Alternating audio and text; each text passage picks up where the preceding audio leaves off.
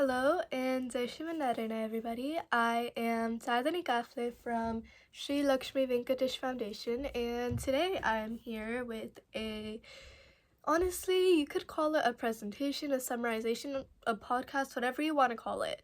This is just like a huge information dump about the soul, what it is, according to the Bhagavad Gita, according to like the Upanishads, according to like Sri Krishna. This is just a whole brain dump about the soul. And to everybody who has clicked onto this video, thank you for taking time out of your day to give that time to me to explain what the soul is. If you guys are new here, welcome, and if you guys are returning, welcome back. Now, before we start whatever this is today, I would like you all to think of a simple question. It's not technically difficult, it's not exactly a trick question, it's just one question. Who are you? Now, if somebody walked up to you after school and asked, who are you?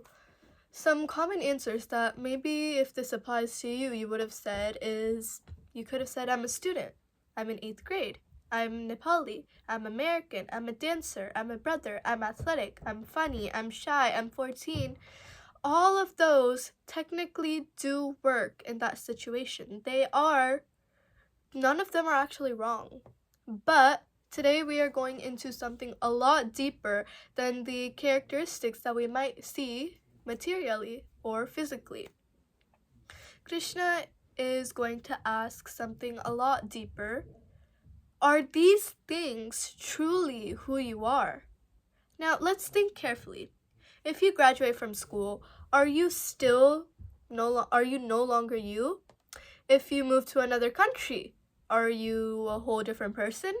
If your hair turns gray someday, have you stopped being yourselves? When you were 5 years old, every single part of you has been different than what it is right now. Even me, maybe I had chubbier cheeks, maybe I didn't have glasses, maybe my hair was shorter, maybe I was shorter. Everything has changed from when I was 5 to where I am right now. But does that mean that I'm still not me? No. And if you were to look at a picture of you from when you were 5, you would still say, that was me. Now, how does that work?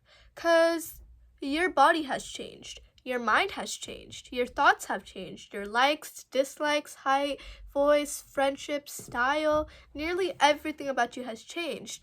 Yet somehow there's still one constant observer saying, I. Who is that I? And what I mean by that is, you could say, I am funny, I am Nepali. That I is constant there.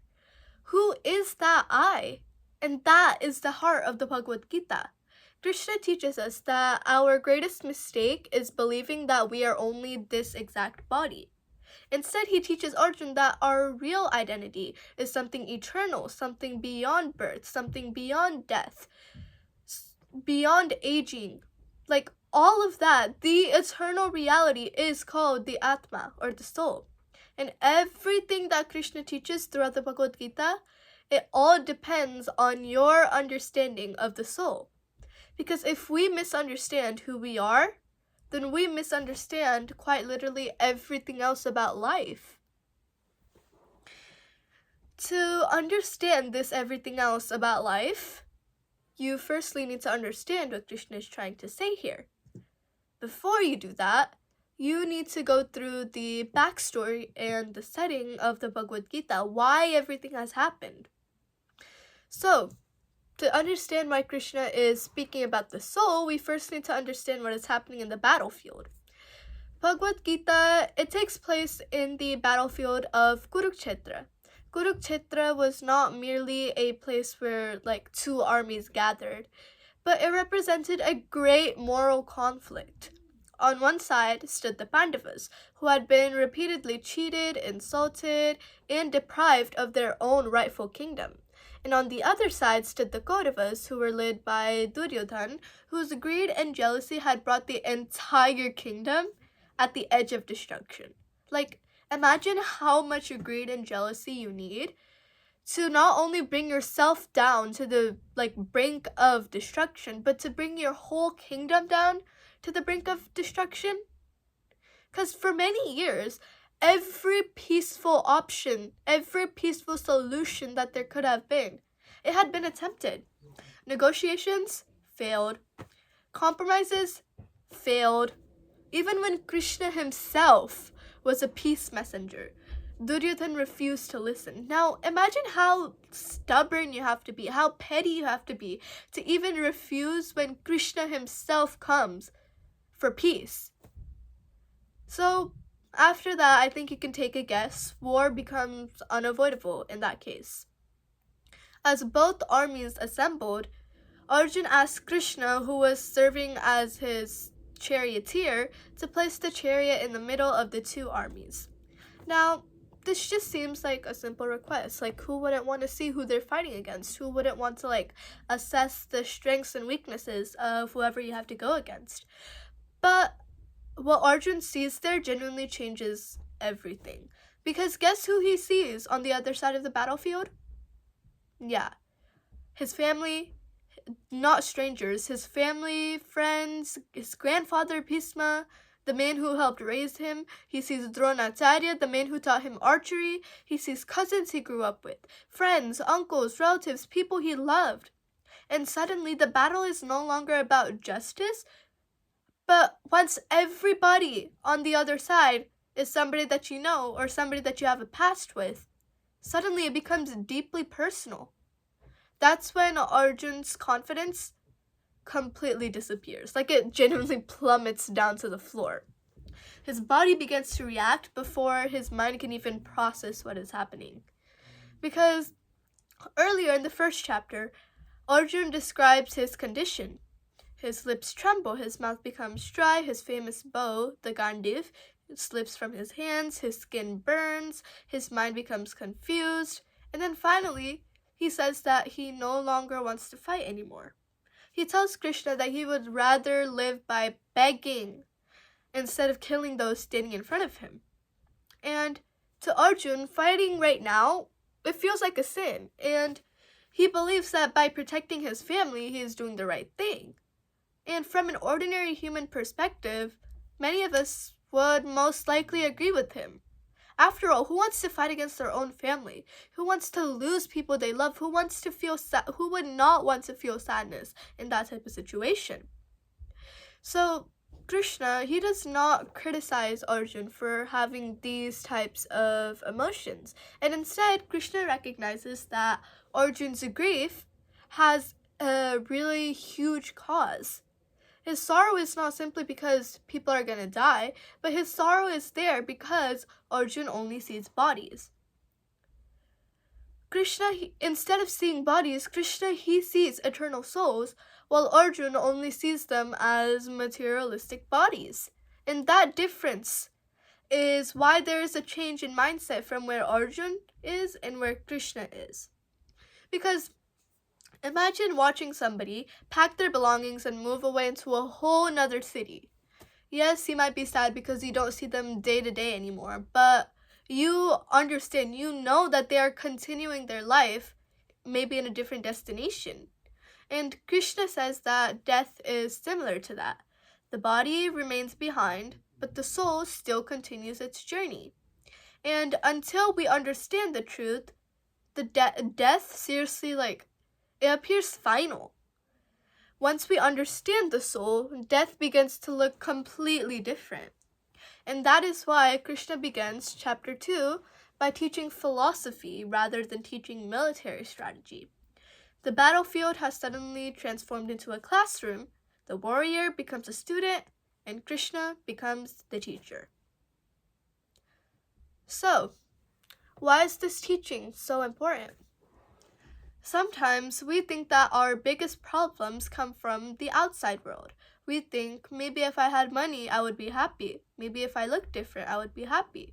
Maybe if I was skinnier, maybe if I was prettier, maybe if I ate less, I'd be happy. Maybe if everybody liked me, I'd be happy. Maybe if I got into my dream school, everything else would just fall into place and everything would just be perfect.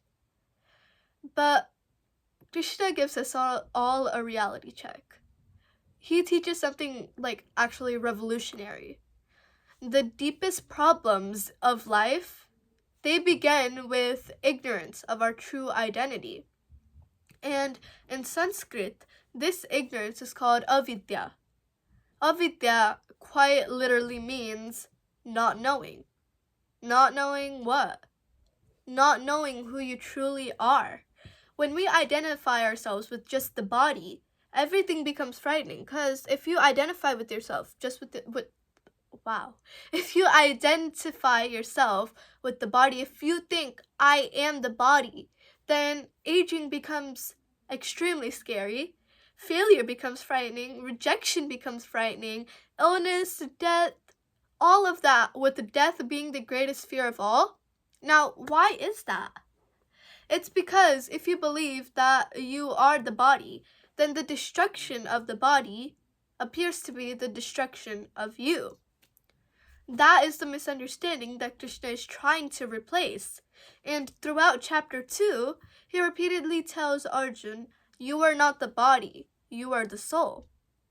And this teaching is not supposed to make us feel cold or emotionless, but rather it's supposed to give us a deeper perspective from which to understand life's joys and sorrows. So, Bhagavad Gita, chapter 2, verse 11. Asocyanan vasocastvam pragyavadanshcha bhashase gatasuna gatasunscha nanusochanti panditaha. Now, the translation for this says, you grieve for those who should not be grieved for, yet you speak words of wisdom. The wise lament neither for the living nor for the dead. Now, these are like Krishna's first philosophical words in the whole entire Bhagavad Gita. Notice that he doesn't begin by comforting Arjun, rather than what we would expect. Instead of comforting Arjun, whoa, I am saying that so wrong, I apologize. Instead of comforting Arjun, he goes ahead and says that Arjun is grieving for people who he should not be grieving for. He does not say everything will be okay, he doesn't say don't worry, but instead he immediately challenges what Arjun understands. And this may seem like slightly surprising because at first glance, Krishna almost sounds like harsh if you truly think about it.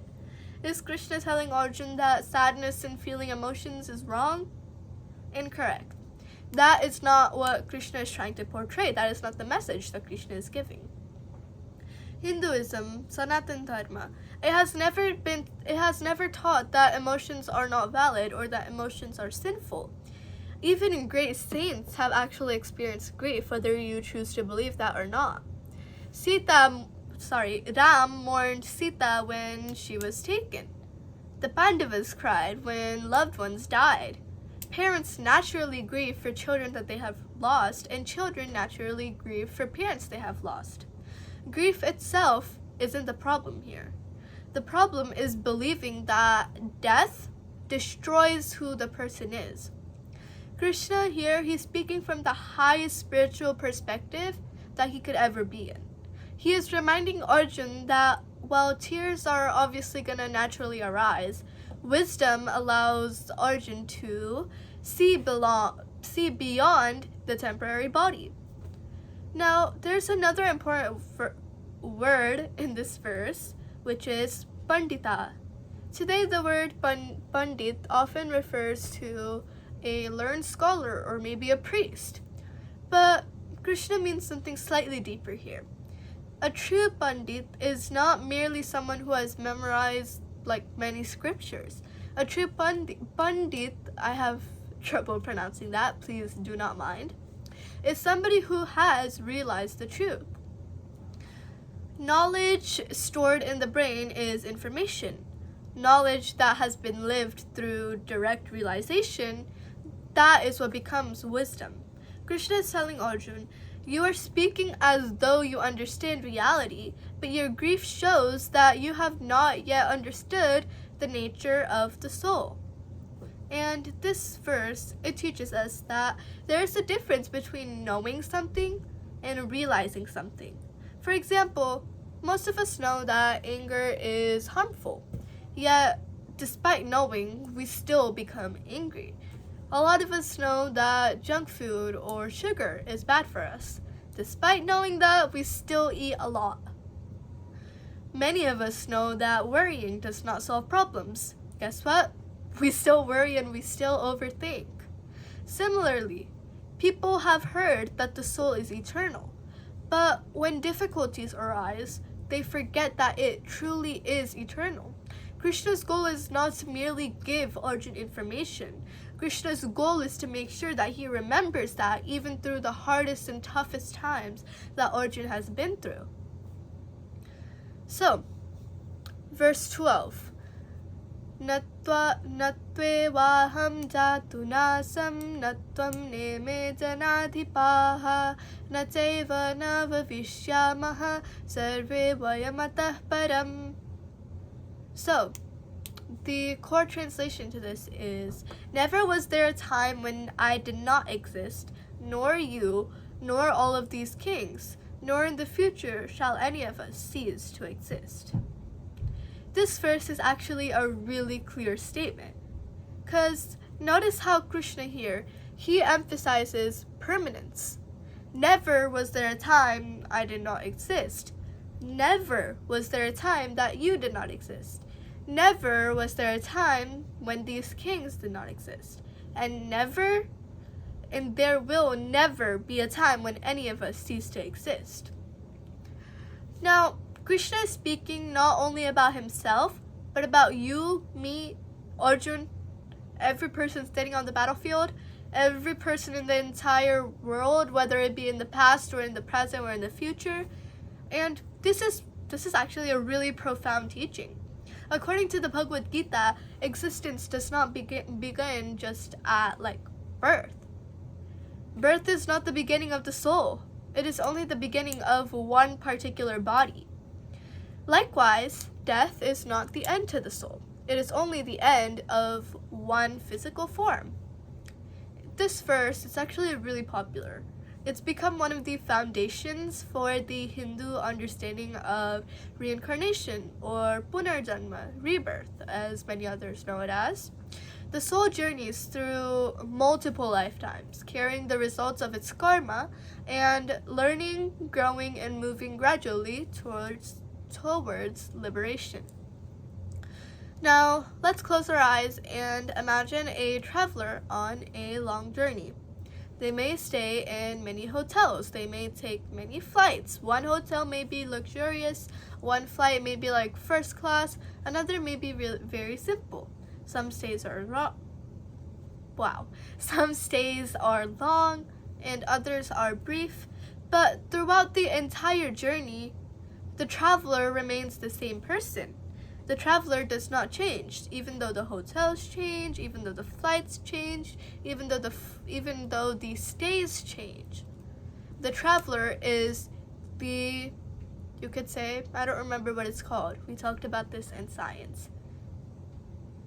The constant variable. There we go. You could say that the traveler is the constant variable when everything else just varies. Krishna says that our body is just like the hotel. The soul is the traveler, and throughout many lifetimes, the soul accepts different bodies according to its karma, but the soul's essential identity, it remains unchanged. And this teaching also answers what happens after death. Many religions they probably think of this quite differently, but the Bhagavad Gita, it gives honestly, if you ask for my opinion, I think the Bhagavad Gita gives the clearest answer of all. Bhagavad Gita says that death is not annihilation. Death is not the end. Death is just the transition, and that the soul continues. The truth can transform the way we look at life itself. If we know that we are eternal beings, then success and failure in one lifetime, it's no longer the full story here. Every action matters because every action shapes our future through karma. Life, it's truly not a random accident like many of you guys think it is. All of it is a buildup of karma that has happened in this life, your past life, your past life before this past life, etc. All of these are actions that have piled up. It is a part of a much greater pilgrimage of the soul towards Krishna or Vishnu or God. And this also should change how you see different people. Because the person sitting next to you is not merely just a body with a name and a personality. They are an eternal soul, okay? The stranger that you pass on the street, that's an eternal soul. The stranger that you might see at school, that's another eternal soul. Even the people that you disagree with, they still possess the same immortal essence that you have. When we truly begin to see other human beings and just others in general this way, that's how compassion naturally grows. We become less concerned with external labels and more aware of His divine presence within every living being there is. Now, if we were to look ahead, so far Krishna has established two essential truths. First, our grief often comes from mistaking the body our grief often comes from mistaking the body for the self. Second, the soul has never been born. The soul will never die. The soul will never cease to exist. Now, this is a very important concept to grasp, so make sure you guys are paying attention, because this is what will help you even through the darkest moments. Because even if you make a grave mistake and think, oh my gosh, this is the end of life, when I die, this is truly the end, this is just a mere body that you are making travel with. You are still going to travel into another body. Or now, Arjun might still wonder, if the soul is eternal, then why do the bodies constantly change? Why do we grow from childhood to adulthood, and then after that, why do we eventually die? Now, Krishna answers that question in the next verse with one of the most famous analogies in the whole Bhagavad Gita. So, in the previous verses, we explored one of Krishna's most fundamental teachings, which is, we are not merely the body, we are the eternal soul residing within the body. Krishna explained that there has never been a time when the soul didn't exist, and there will never be a time where the soul does not exist in the future. But this brings us to an important question. If the soul is eternal, and if it remains unchanging, then why does our body change so much? Why do we experience childhood? Why do we experience youth, adulthood, old age? Why does one body eventually disappear while this singular soul continues into multiple bodies? Now, Krishna answers this question in one of the most famous verses of the Bhagavad Gita. It's not the most famous, but trust me, it is definitely one of the most. So, that verse is chapter 2, verse 13. Dehinosmin yatha dehe kaumaram yauvanam jara tatha dehantara praptir dhirastatra namuyati. Now, roughly, the translation to this is, as the embodied soul continuously passes in this body from childhood to youth to old age, similarly, the soul passes into another body at death. The wise are not bewildered or shocked by this. Now, if you ask me, this is actually quite simple. Krishna begins by asking us to look at something that we have already experienced, which is our own life.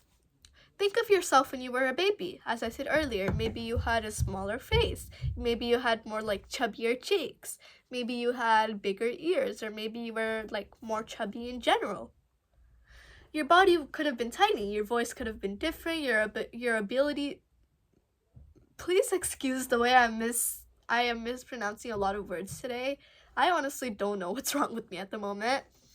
Your body was tiny, your voice was different, your abilities were different, your thoughts were different, and then you grow into a child. and then a teenager, and then eventually you will become an adult. Later, your body might enter old age. And at every stage, your body does change. Yet, throughout all of these transformations, you still say, I was that baby, I was that child, I was that teen, I am this person now. But the question is, if your body from the childhood is like completely different from your body today, who is the I that connects all of these experiences together? Now, earlier I did explain what I meant by who is that I, so make sure you have kept that in mind. Krishna teaches that the answer is actually the soul. The body changes, the observer of those changes remain. So, what is the difference between the body and the soul? To understand Krishna's teaching, we must understand the differences between Deha and Dehi. Deha means the body, while Dehi means the one who possesses the body, or in simpler words, the soul. This body is something that we have. The soul is who we are. We say, my body, my mind, my thoughts, my emotions, my personality, my glass. That wouldn't exactly work. My arms, my legs, my heart, all of that. And notice the language that we naturally use. We never usually say, I am my body, but instead you say, this is my body. There is the difference there. It's like truly subtle, but it's still important because the owner is different from the object owned. If someone says, my phone is broken, we understand that the person, obviously, is not broken. Let's use our brains here. The phone is broken. And similarly, when the body experiences changes like that, the soul itself remains unchanged. The body belongs to us, but the body is not the full definition of who you are. So, Krishna often uses examples from everyday life to explain these types of truths. I think you guys have acknowledged how many times Krishna has used like analogies or similes all throughout the Bhagavad Gita. So, a person may drive different cars throughout their life. A child may ride in a family car. A teenager may eventually drive their first car. Later, they may purchase another vehicle. The cars change, but the driver remains the same. Now, think of the soul like that. The cars change, aka the body changes, but the driver remains the same, aka the soul still remains the same. So, nobody looks at somebody who is buying a new car and says, you become a completely different person now that you have bought a new car. Now, why do people not say that? It's because we understand the difference between we understand the difference between the person and the vehicle. Similarly, the soul uses the body as a vehicle for experiencing this world out here that we see, which is known as the material world. The body allows the soul to see, hear, speak, smell, touch, learn, love, perform actions, all of that. That is what the body allows the soul to do. But the body itself is not the eternal identity of the soul. So, at the end of the verse, Krishna uses a really important word. He says, Dhira. Now, what does that exactly mean? In a full sentence, he says that the Dhira is not bewildered by this. So, a Dhira is a person who is steady, wise, and spiritually mature. A Dhira understands that a change is the natural part of material existence. A child may not want to leave their childhood. A teenager may not want to leave the time that they called their teenage years. An adult may wish to return to maybe an earlier stage of life. Humans, they often struggle against change. It's psychological. We want everything beautiful to remain forever.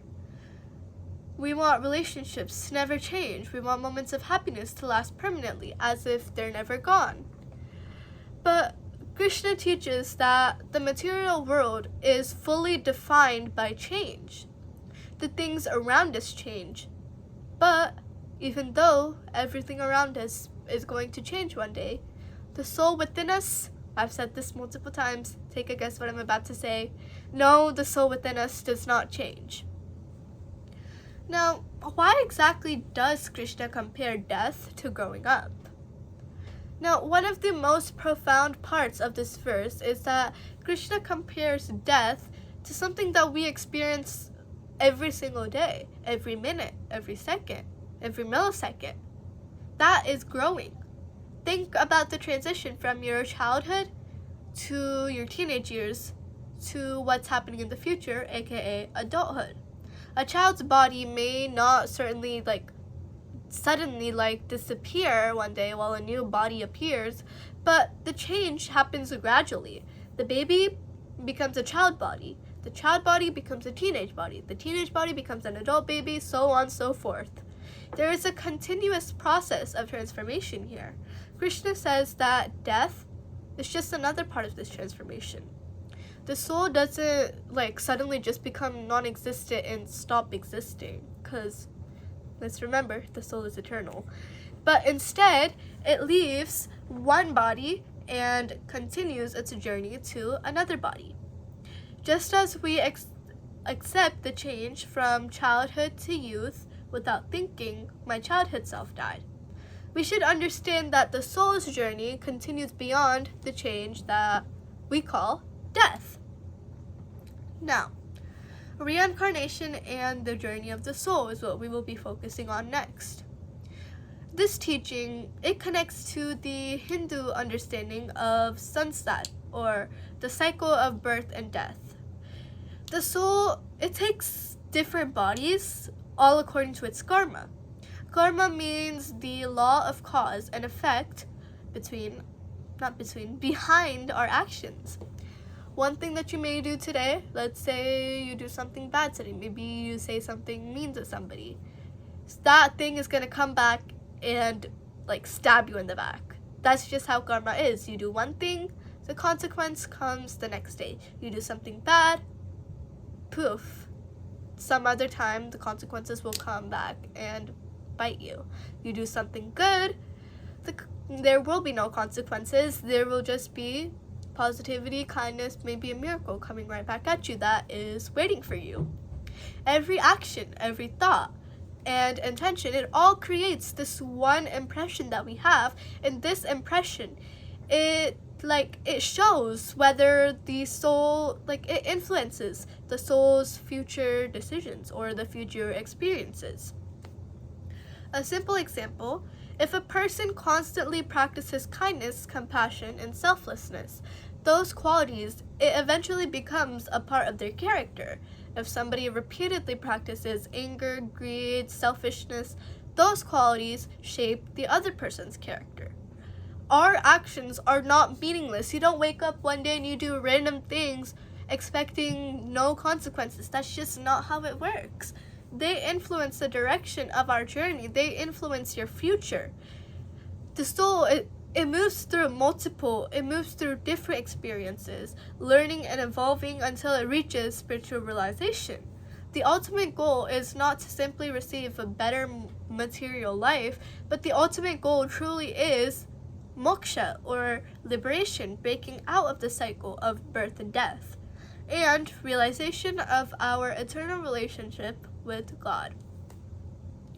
So, this is also another analogy that is in the Bhagavad Gita. Imagine a traveler going on a very long journey. Now, I know we have used the traveler for an example one too many times. Just bear with it, please. Imagine a traveler going on a very long journey. During the journey, they stay in many different places. One night, they may stay at a beautiful hotel. The other night, they may stay in a simple house. The locations change, the experiences change, but the traveler remains the same. The mistake would be thinking the traveler is in the house. But the house is only a temporary place where the traveler stays.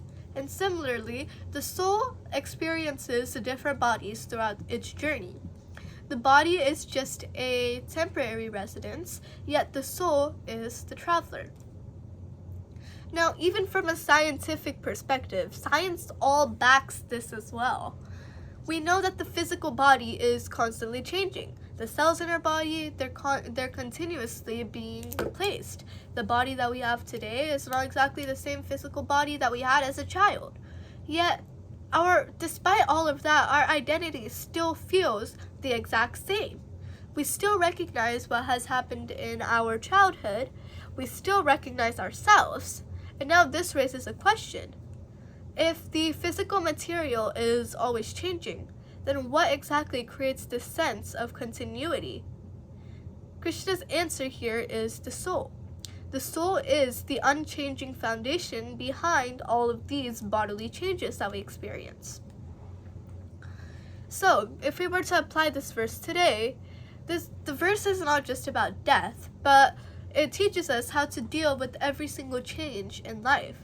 And as I stated earlier, this material world is fully built on change. So even me, as somebody who really truly hates change, you simply just have to get used to it. Sometimes we do fear change. We think, what if I fail? What if I don't know something? What if I lose something important? What if things do not stay the way they are? Krishna here, he reminds us that change is actually, as I said earlier, unfortunately unavoidable in this material world that we are in. The body changes, situations change, relationships change, possessions change, like destinations, places change. But just because everything around us is changing does not mean that the deepest part of ourselves change as well. The soul, it still remains steady, and understanding the soul gives us the feeling of stability that the soul ultimately possesses. It teaches us that temporary situations, they should not completely control our happiness or our identity. We can appreciate the present moment without becoming too trapped by attachment. We can still love others deeply while understanding that every soul is its own eternal journey. So, throughout this verse, throughout Bhagavad Gita, the chapter 2, verse 13, Krishna has shown Arjuna that bodily change, it's natural. Childhood becomes youth, youth becomes old age tends to take another step in the soul's journey. But Krishna's teachings raise yet another question. What exactly happens to the body during this process? Why does the body change, grow, decline, and why does it eventually stop functioning?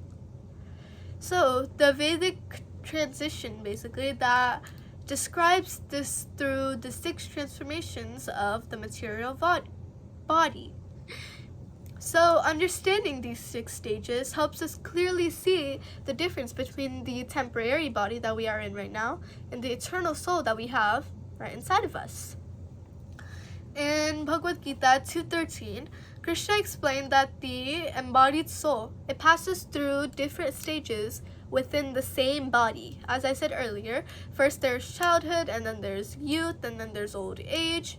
And after leaving the body, the soul continues its journey. And Krishna is teaching Arjuna that change is not something that should be feared. Change is not something that's unusual. Change is the nature of this material world. However, not everything changes in the same exact way. The body changes because it is material. The soul does not change because it is spiritual. And to understand this a little bit more deeply, you have to understand the 6 transitions of the material body. Or, this doesn't exactly only apply to the material body.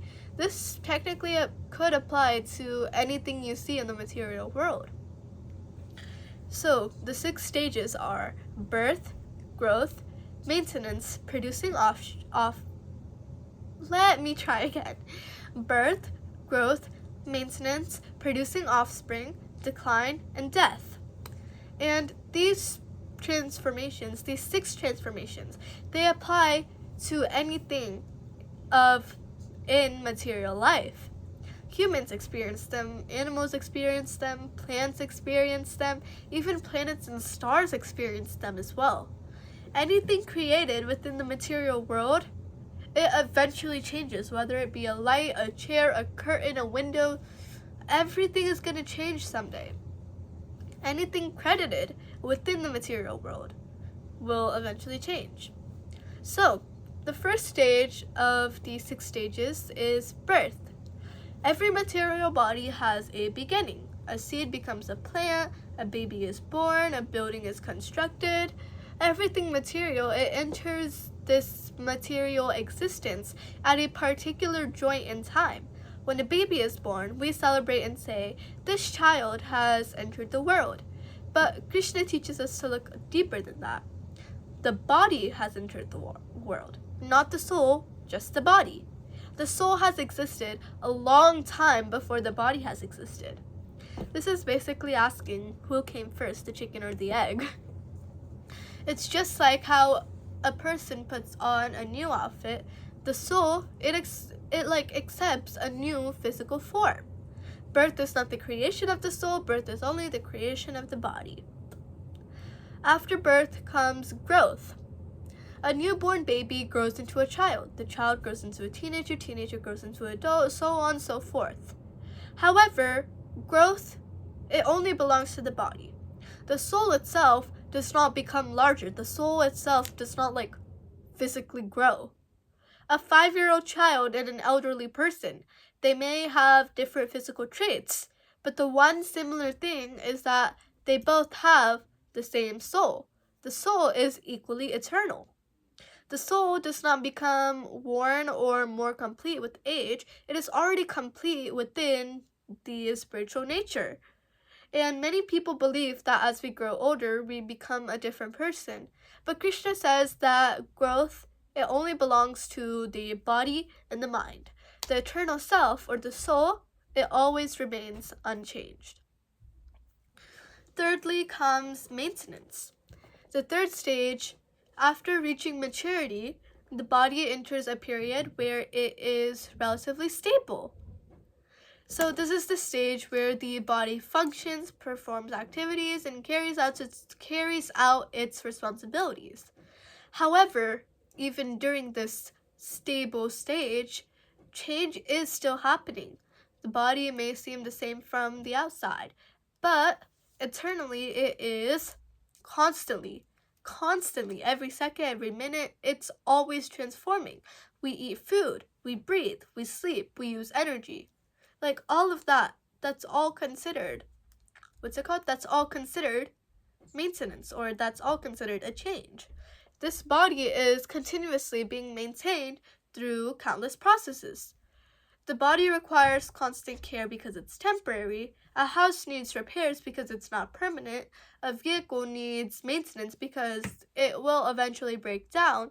And similarly, the body requires care because it is a temporary instrument given to the soul.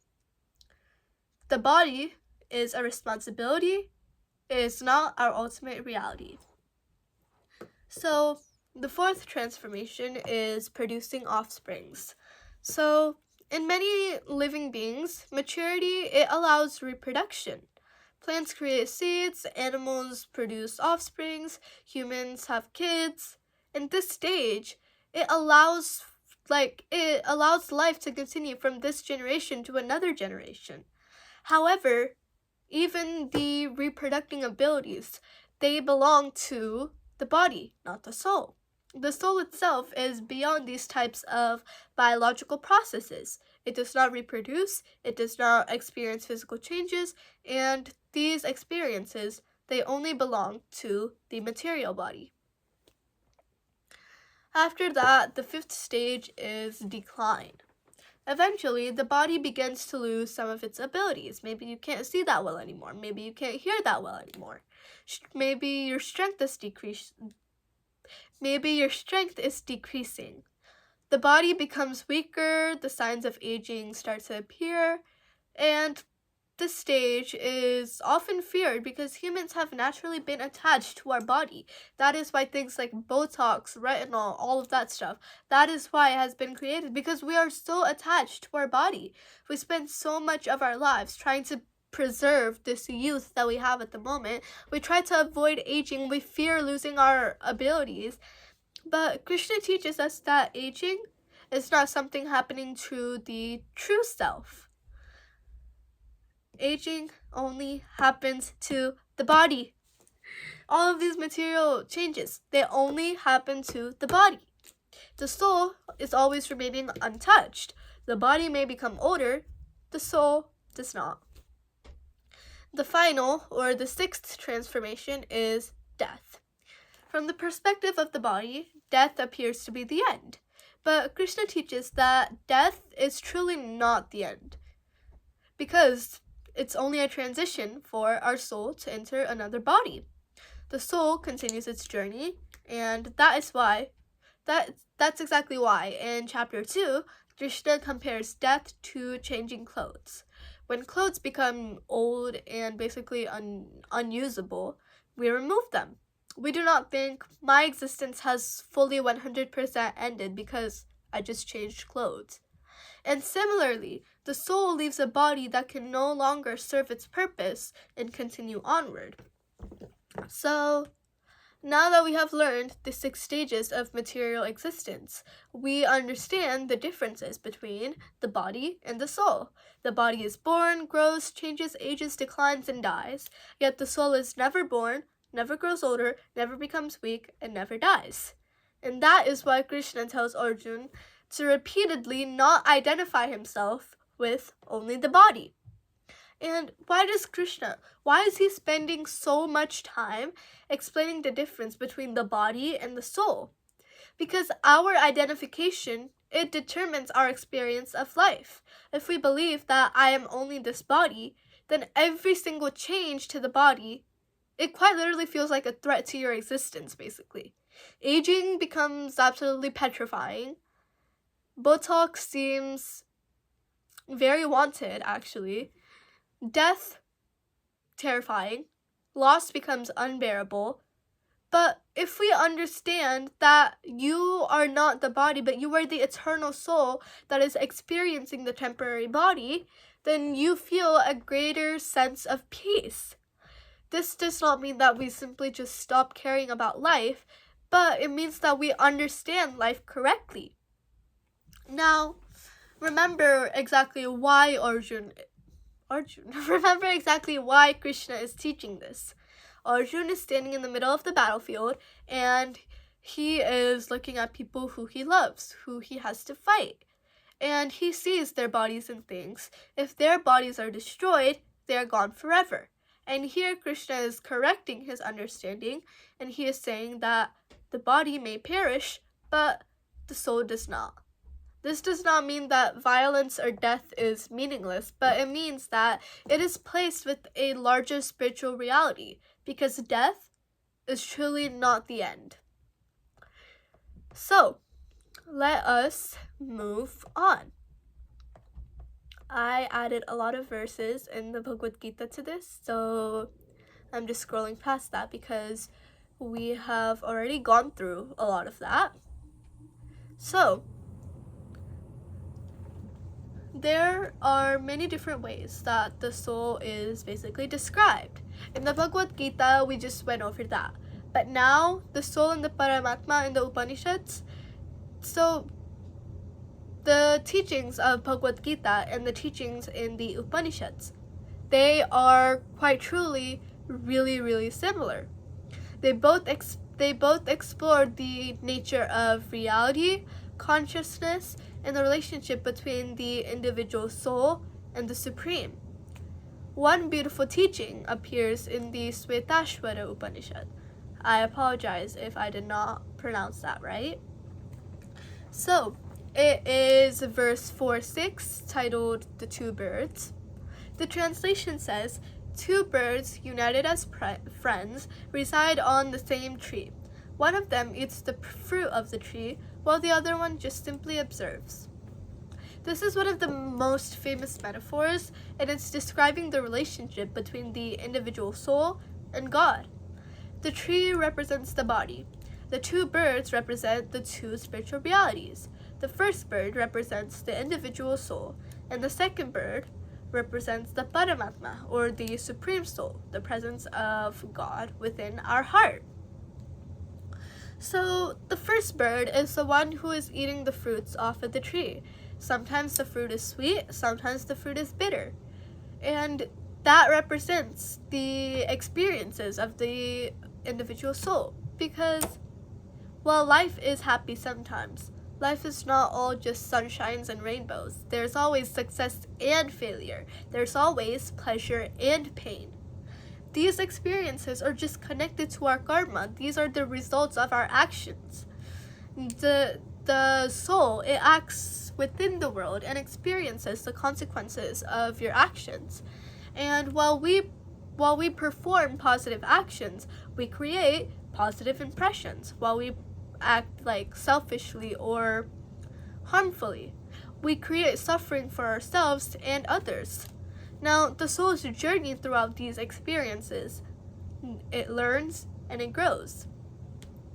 Now, the Paramatma, the second bird, it does not eat the fruit. It simply just observes. And this represents the Paramatma, or the Supreme Lord, who resides within every single being that actually exists. God is always present. He witnesses every single thing we do. He witnesses all of our experiences. He guides us. He supports us. He remains with the soul throughout every stage of our journey. Even when the individual soul, even if it forgets its own nature, the Paramatma never abandons it. And that is the relationship between the soul and the Paramatma. And it shows that the soul is never actually truly alone. So, where do these traditions agree? Although these philosophies, they explain the relationship between the soul and God, they show it differently. But even though there's a difference, there are several important truths. The soul is eternal, the body is temporary, death is not the end of our existence, spiritual ignorance, it definitely causes suffering in the future, and realization of spiritual truth, it leads us to liberation, moksha, or towards freedom.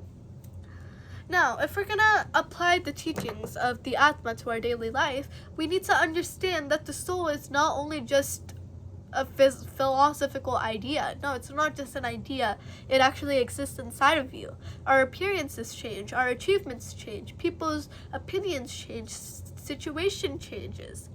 situations change. But despite all of this change happening all around us, the soul remains. This does not mean that we ignore the body. The body is absolutely valuable, but it is the instrument through what we perform our duties with, serve others with, and grow spiritually with. But despite all of this, we should remember that the body is something that we have. The soul is truly who we are.